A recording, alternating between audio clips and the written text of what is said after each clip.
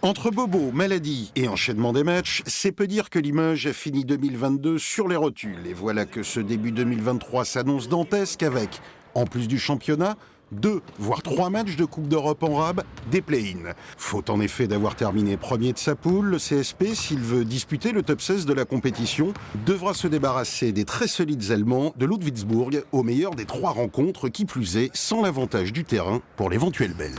Pour moi, la pression, c'est tout sur Ludwigsburg.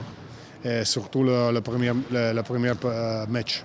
Parce que nous allons là avec les pantoufles. C'est pas, ils doivent jouer avec les guantoni de boxe. C'est différent un peu.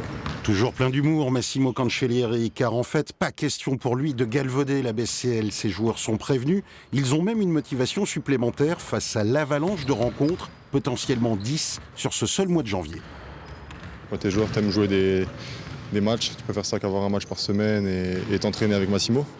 Parce qu'avec Massimo, on s'entraîne beaucoup, et voilà, quand je joue un match par semaine, c'est trop long après les entraînements. Il a dit la même chose. Donc c'est pour ça que voilà, jouer 10 matchs, on verra comment ça va gérer. Un marathon pour lequel le CSP s'est renforcé. L'international tchèque Thomas Kinslink est sur le point de rejoindre Beaublanc en provenance de Bundesliga. Arrière, il joue en poste 2-3. Il pourra donc soulager dans la rotation Lang et Hawkins.